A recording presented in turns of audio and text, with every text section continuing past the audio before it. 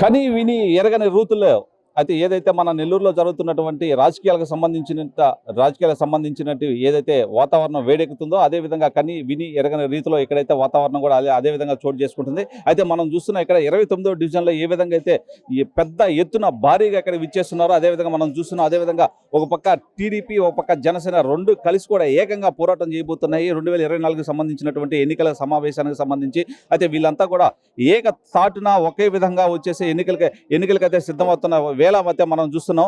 అదేవిధంగా మనం చూస్తున్నాం భారీ ఎత్తున తరలి వచ్చినటువంటి మహిళలంతా కూడా మనం చూస్తూ ఉన్నాం.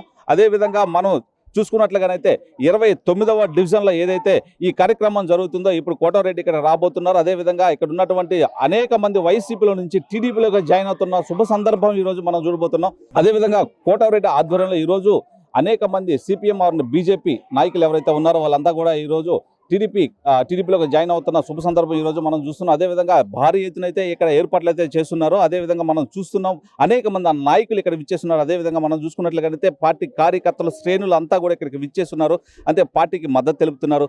జనసేన టీడీపీ ఏకతాటిన ముందుకెళ్లేటువంటి పరిస్థితి మనం కల్పిస్తుంది. 2024లో 10కి 10 సీట్లు నెల్లూరులోనే ఖచ్చితంగా మేము గెలుస్తాం అన్నటువంటి ఒక వివాదంతో ముందుకెళ్తున్నారు. అసలు ఏ విధంగా వీళ్ళు ముందుకెళ్తున్నారో ఇక్కడ ఉన్నటువంటి పరిస్థితి 29వ డివిజన్లో అసలు ఏం జరుగుతుంది, ఎందుకు ఇంత భారీ ఎత్తున ఇక్కడ ఏర్పాట్లు చేస్తున్నారంటే విషయాలు కూడా అన్ని మనం క్లుప్తంగా తెలుసుకుందాం. సార్ నమస్తే. ఏంటి సార్ ఇంత భారీ ఎత్తున ఇక్కడ ఏర్పాట్లు చేసినటువంటి కారణం ఏంటి? కోటారెడ్డి శ్రీధర్రెడ్డి ఇప్పుడు రాబోతున్నారు. ఇంత భారీ ఎత్తున నాయకులు కావచ్చు ప్రజాప్రతినిధులు శ్రేణులు అందరూ కూడా ఇక్కడ విచ్చేస్తున్నారు. ఏంటి మీ స్పందన ఏంటి దీని మీద? రాష్ట్రంలో పరిస్థితులు మారుతున్నాయండి. రాష్ట్రంలో నారా చంద్రబాబు నాయుడు ముఖ్యమంత్రి కావాలని, రూరల్ నియోజకవర్గంలో శ్రీ కోటమిరెడ్డి శ్రీధర్రెడ్డి గారు ఎమ్మెల్యేగా కావాలని చెప్పి రూరల్ నియోజకవర్గంలో ఉండే ఇతర పార్టీలు ఉండే నాయకులు చాలా చాలా చాలా మంది ఈరోజు పార్టీలోకి రావడం జరుగుతుంది. ఆ సందర్భంలోనే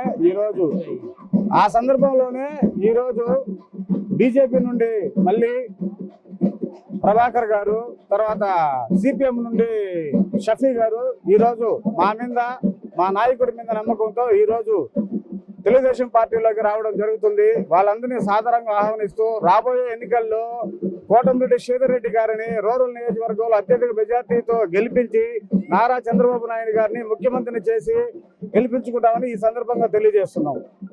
థ్యాంక్ యూ సార్. అదేవిధంగా మనకి నెల్లూరులో అయితే ఒక వివాదం చెలరేగుతుంది. అదేవిధంగా చూసుకున్నట్లయితే జనసేన టీడీపీ రెండు ఏకతాటిన వెళ్ళి 2024 జరిగేటువంటి ఎలక్షన్స్ లో 10కి 10 సీట్లు సాధించాలనే ఒక వివాదంలో ముందుకెళ్తున్నారు. మీరు బీజేపీ అదేవిధంగా మన సిపిఎం పార్టీ నుంచి మీరు ఇప్పుడు ఇచ్చేస్తున్నారు. బీజేపీ ఎవరికి మద్దతు ఇస్తుంది అనేటువంటి ఒక సంచలన వార్త అయితే మాత్రం ప్రజల్లో ఇప్పటికి నాటుకోపోయింది. దాని మీద మీ అభిప్రాయం ఏంటి?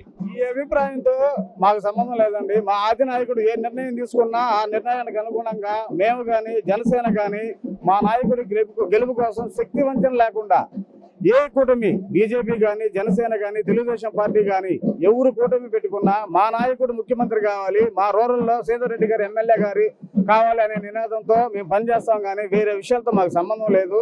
మాకు దాంతో అనవసరం కూడా. మా నాయకుడు నారా చంద్రబాబు నాయుడు గారు ముఖ్యమంత్రి కావాలి, మా రూరల్ ఎమ్మెల్యే కోటమిరెడ్డి శ్రీధర్రెడ్డి గారు ఎమ్మెల్యే కావాలి. ఇదే నినాదంతో మేము రూరల్ నియోజకవర్గంలో ఈ 2 నెలలు కష్టపడతాం. నారా చంద్రబాబు నాయుడు గారిని ముఖ్యమంత్రి చేస్తాం. శ్రీధర్రెడ్డి గారిని హ్యాట్రిక్ ఎమ్మెల్యేగా గెలిపించుకునే బాధ్యత మేము తీసుకుంటామని ఈ సందర్భంగా తెలియజేస్తున్నాము. సార్ నమస్తే.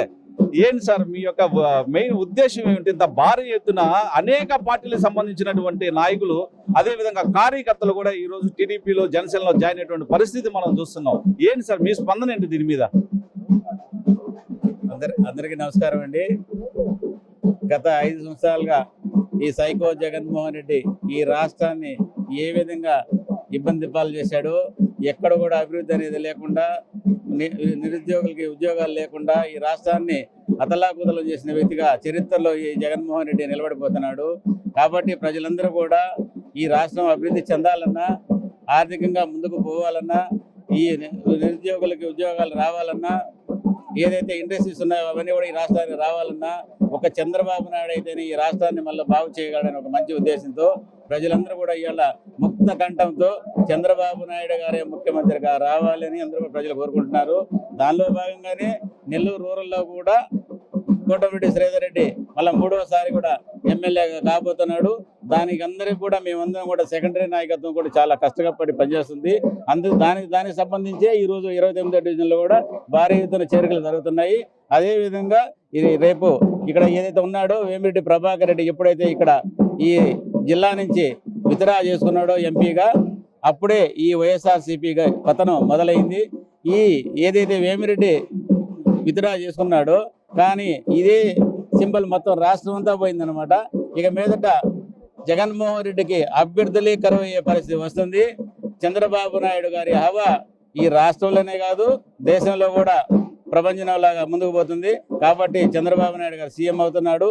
రేపు ఒక 100 రోజుల్లో చంద్రబాబు నాయుడు గారు అనే నేను మాట వినేదాకా మా నాయకులు ఎవరు కూడా విశ్రమించారని తెలియజేస్తున్నాను. సిటీకి సంబంధించిన ఖలీల్కి సంబంధించినటువంటి పార్టీలో ఏదైతే ఉందో సిటీకి సంబంధించిన సీట్ల వివాదం అంటే ఈ విధంగా చెలరేగుతూ ఉన్నాయి. అదేవిధంగా ఇక్కడ ఇచ్చేసినటువంటి చాలా మంది, అదేవిధంగా టీడీపీ ప్లస్ జనసేన నాయకులు అయితే చాలా మంది ఉన్నారు. ఒకసారి మరికొంతమందితో మాట్లాడదాం. సార్ నమస్తే.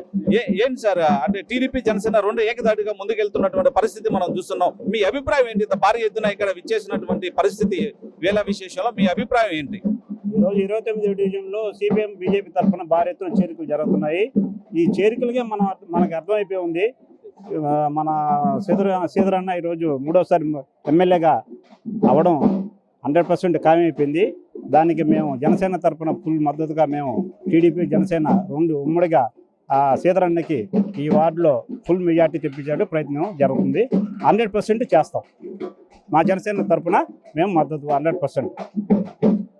Yes, thank you sir.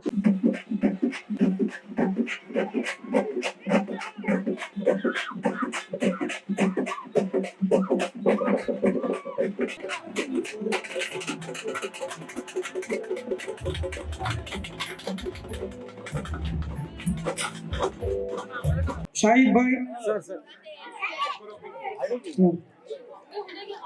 Khader గారు, సయ్యద్ షాహిద్ భాయ్ గారు వేదిక మీద రావాల్సింది.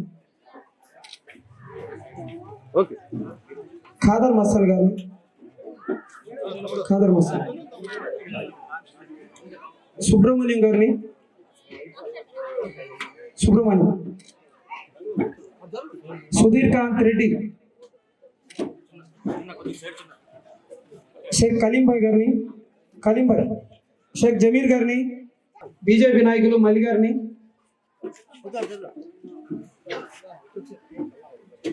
షేక్ అస్లాం గారిని,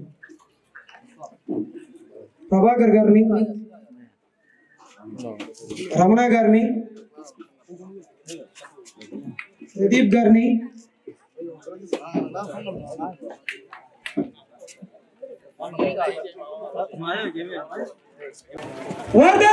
కోటమిరెడ్డి శ్రీధర్ రెడ్డి గారి నాయకత్వం, కోటమిరెడ్డి శ్రీధర్ రెడ్డి గారి నాయకత్వం, కోటమిరెడ్డి శ్రీధర్ రెడ్డి గారి నాయకత్వం.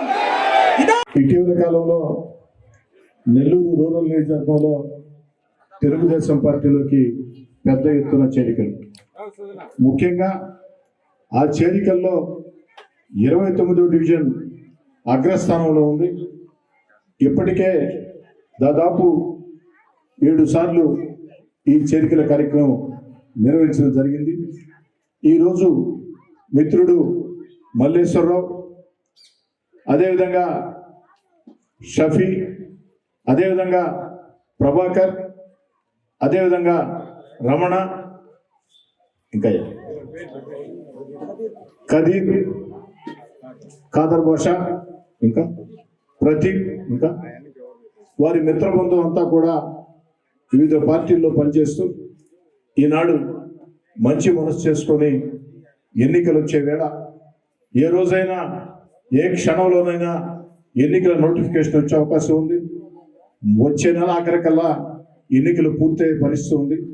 ఈ ఎన్నికలు పూర్తయ్యే పరిస్థితుల్లో అనేక ప్రాంతాల్లో రూరల్ నియోజకవర్గంలో పెద్ద ఎత్తున తెలుగుదేశం పార్టీలో చేరికలు.